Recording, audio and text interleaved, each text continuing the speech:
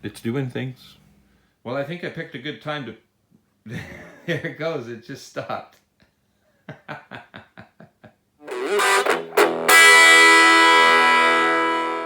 And now it's working again. So I think I picked a good time to buy a new light because this one seems to be on its last days.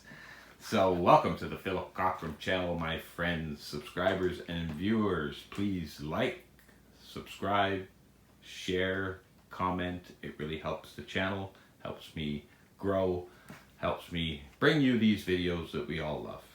So the reason for the replacement light, as we see, this one is a little bit sketchy, and I can't control it anymore. All it does is this disco rave fashion flashy thing, which is great, but it's not appropriate for all occasions. And I really like to have the mood light, effect of it by having it all blue or all green or all whatever in certain occasions. Okay, I turned off the light because it was getting a little bit too flashy to finish the rest of this segment. Here's the remote that came with it. It used to work. Of course, I changed the batteries to no avail. I've tried a whole bunch of other little remotes that I have that work these kind of lights, and nothing. You can see that one's exactly the same. And often these lights will control each other, but nothing. So looks like, again, a good time to change the light. It's a little bit more involved than it seems. Yes, it's just adhesive tape that's going to stick to the inside of the rack, but I have to remove all these guitars and find a safe place to put them in the studio while I do this. That is harder than it sounds. So we'll jump into that now. I'm gonna remove the guitars and install the light, and then we'll come back to this shot and we'll see what it looks like. So stick around, folks, and we'll be right back. All right, here we go with the unboxing portion of this video. Here's what we got. LED strip light, pretty nondescript box here. Picture there. We've got some attentions, some warnings. Attentions LED should use. So that's what you get. I already did cut the box open to make sure that that was what was inside. So, we got a nice, that's quite a bit more advanced remote than the other one. You could see, look at all the buttons on this thing. Wow. We've got some type of instructions. I'm sure we don't need those, do we, folks? It's a little control unit, looks like. Power in, connect out. That's the little sensor. Talking about infrared sensor. And we've got, what's this? Power adapter, looks like. And it's a European plug. Great. I'm in Canada. So that's no good. Sometimes they get mixed up, sometimes whatever. I've got lots of adapters. That's no big deal.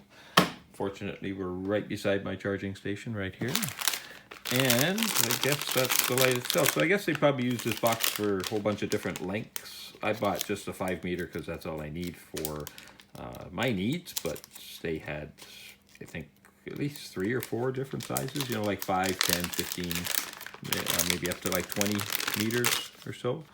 The same thing. And a nice little reel. So plug. There's some big LEDs. And I can see that they're several segment LEDs. So you see how those are separated? That would be different colors in there. So one of those little gray areas is like blue, and another one is red, and another one is white, and another one is green.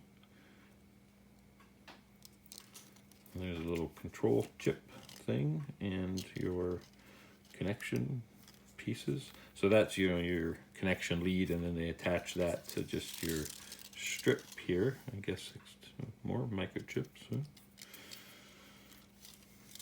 More thing. It's self-adhesive like the other one on the back. More microchips.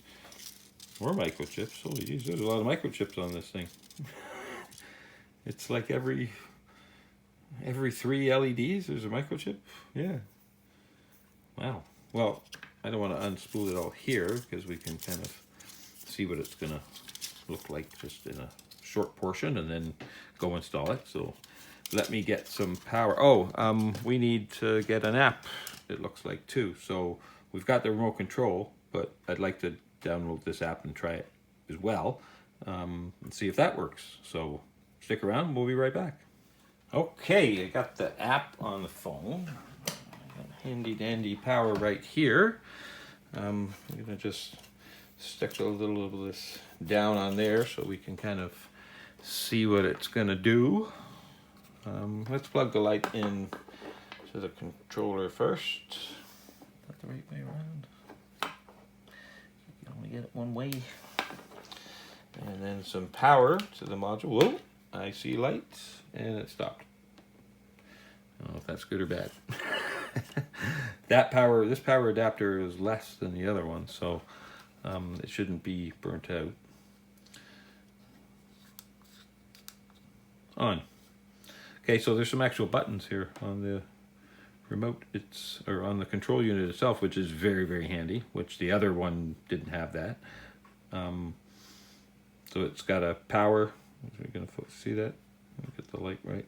It's got power, and then an M, and then a S on there. So I guess that's mode.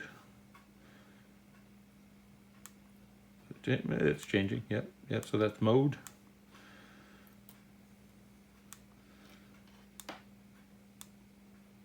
I think this thing has like many modes to it. There. I guess we could probably look in the instructions. Ooh, look at that. And then S maybe for sync or send or something. I don't know. So let's try this remote out. Can get a little close up there of it. Come on, focus. There we go.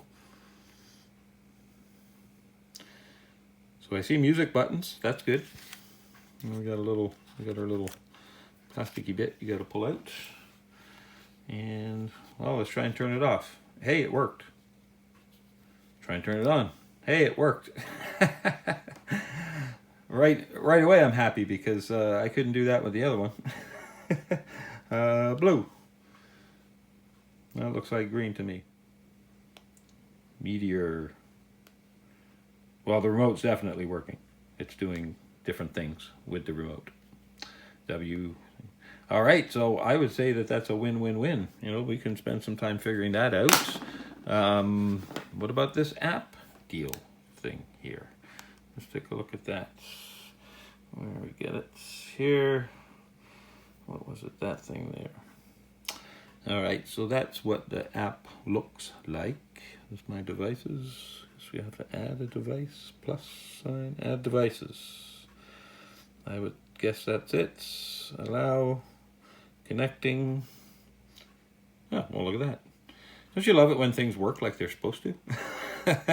In the last couple of days, well, as you know, folks, I do a lot of techie things. In the last couple of days, I've had some really big headaches with some really simple things. And it's, you know, it's very annoying sometimes when simple things just don't work. So, got like a little color wheel. Oh, look at that. It's working. It's doing things. So there's like themes or something.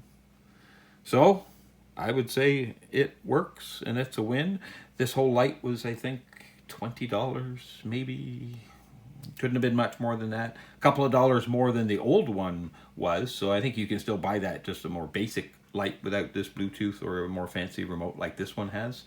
So that's what we're going to call this LightStrip 2.0. You know, for a few less dollars, but I would say it's worth a couple bucks more to get this one that's a little bit more advanced. I don't know. What about you? So let's get this thing installed. And we're back. It took a lot longer than I thought, but I'm happy with the results. So are you ready? It's off now. On. It's got all kinds of modes. I was playing with the buttons for a second there. This one's kind of cool, this rainbow mode. It goes, you know, multiple colors and it changes as it goes around the arc. Here's what it looks like with the lights off in the studio.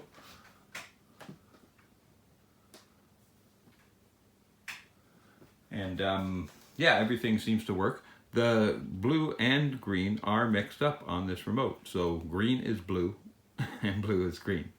Yeah. But the shading features do work. So that's the darkest blue. And then if you press the lightest blue and the ones in between, it's all kinds of different modes. And it looks like you can kind of like change the length of the pulses and all kinds of stuff there to it. Yeah, I'm really happy with it. I'm really, really happy with it. And super bonus, it looks like the sound feature works too. And you can program, like, I think, different effects for the sound feature too. So that's really awesome. I'm really happy with it. So that is Lightstrip 2.0. It's quite a bit more advanced than the basic models. Well worth a few extra dollars, I think. And that's our show for today, folks. So love and peace from Canada. And we are YouTube.